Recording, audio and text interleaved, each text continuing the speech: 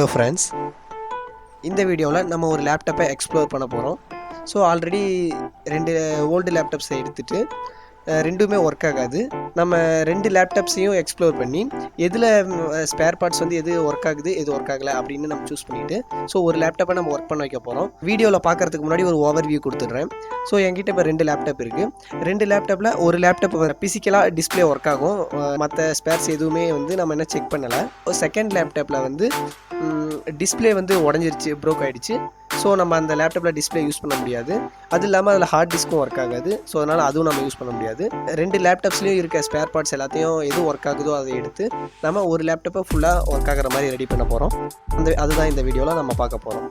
First laptop ஒன்று charge போட்டும் சார்ஜும் ஏறலை.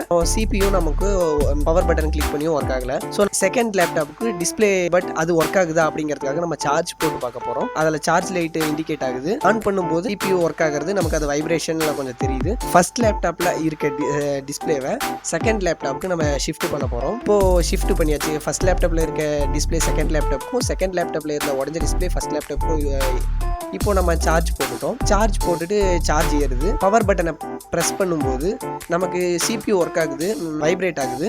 பட் டிஸ்பிளேல எதுவும் நமக்கு டிஸ்பிளே ஆகலை. CPU ஒர்க் ஆகுது, டிஸ்பிளே டேமேஜ் ஆகலை, நல்லா இருக்கு. பட் நமக்கு ஒர்க் ஆகலை. நம்ம வந்து ரேம் சேஞ்ச் பண்ணுறோம்.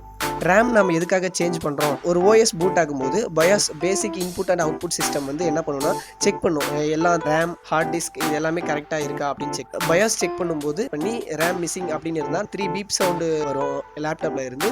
ரேம் எரர் அப்படிங்கிறத இண்டிகேட் பண்ணுறதுக்காக. டிஸ்பிளேவும் நமக்கு எதுவும் வரல. ஸோ நம்ம அதனால் என்ன பண்ணுறோன்னா ரேம் சேஞ்ச் பண்ண போகிறோம். நான் ஃபர்ஸ்ட் லேப்டாப்பில் இருக்க ரேம் செகண்ட் லேப்டாப்புக்கும், செகண்ட் லேப்டாப்பில் இருக்க ரேம் ஃபர்ஸ்ட் லேப்டாப்புக்கும் சேஞ்ச் பண்ணிக்கிறேன். நான் சேஞ்ச் பண்ணிவிட்டு நான் ஆன் பண்ண உடனே அந்த லோகோ எனக்கு வருது. ஆப்ரேட்டிங் சிஸ்டம் ரன் ஆகலை. செகண்ட் லேப்டாப்பில் இருக்க ஹார்ட் டிஸ்க் ஆல்ரெடி ப்ராப்ளமாக இருக்குது. ஸோ அதனால் நமக்கு ஆப்ரேட்டிங் சிஸ்டம் ரன் ஆகலை. ஃபஸ்ட்டு லேப்டாப்பில் இருக்க ஹார்ட் டிஸ்கை செகண்ட் லேப்டாப்புக்கு சேஞ்ச் பண்ணிக்கிறேன். இப்போது எனக்கு லேப்டாப் ஆன் ஆகுது.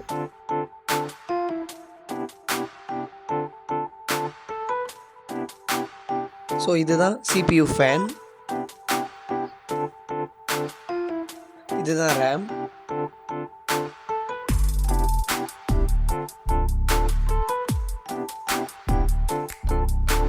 இதுதான் லேப்டாப்போட பேட்டரி.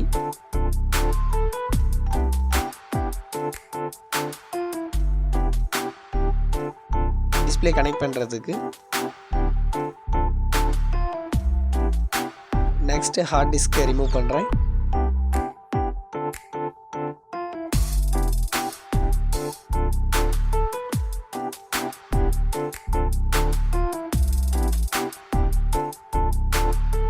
ஸோ இது ஸ்பீக்கர் வயர். இதுதான் CMOS செல். இந்த CMOS செல் எதுக்காக யூஸ் ஆகுது அப்படின்னா, பயாஸ் செட்டிங்ஸ் நம்ம பாஸ்வேர்ட் செட் பண்ணுவோம், தென் பூட் ப்ரியாரிட்டி நம்ம செட் பண்ணுவோம். மெமரியில் லைவ்லேயே ஆன்லேயே இருக்க அதுதான் வந்து நம்ம இந்த CMOS செல் யூஸ் ஆகுது. 10 days ஒரு லேப்டாப் ஆன் பண்ணாமல் யூஸ் பண்ணாமல் போயிட்டு தென் அப்புறம் நம்ம ஆன் பண்ணி பார்த்தா கூட அந்த நாளோட நமக்கு டேட் அண்ட் டே அதெல்லாம் டைமிங்லாம் வந்து கரெக்டாக இருக்கும். ஸோ அந்த டைமில் வந்து இந்த CMOS செல் தான் வந்து அந்த டைம் அண்ட் டேட் வந்து ஆன்லேயே இருக்குது.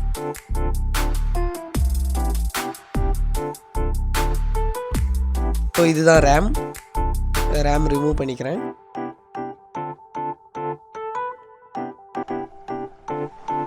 மறுபடியும் ரேம் இன்சர்ட் பண்ணும்போது நீங்கள் சென்டரில் வச்சு ப்ரெஸ் பண்ணால் மட்டும் போதும், அதுவே டபுள் சைடும் லாக் ஆகிக்கும்.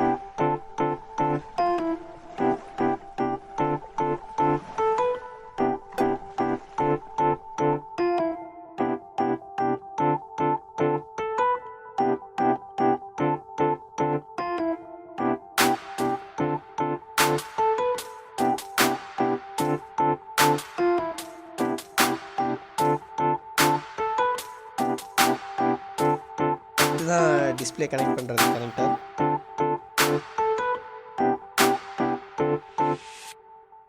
இந்த கேபிள் எதுக்குன்னா USB ஹெட்ஃபோன் மைக்லாம் ஜாயின் பண்ணுறதுக்கு.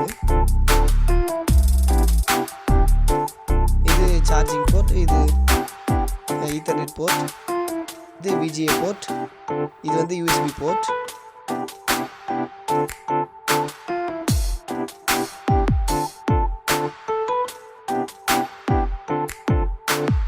நம்ம கேமராவை நம்ம SD கார்டு போடுறதுக்கு ஸ்லாட்.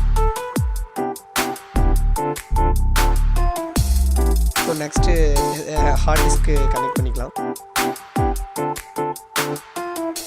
ஸோ இது வந்து ஒர்க் ஆகாத ரேம்.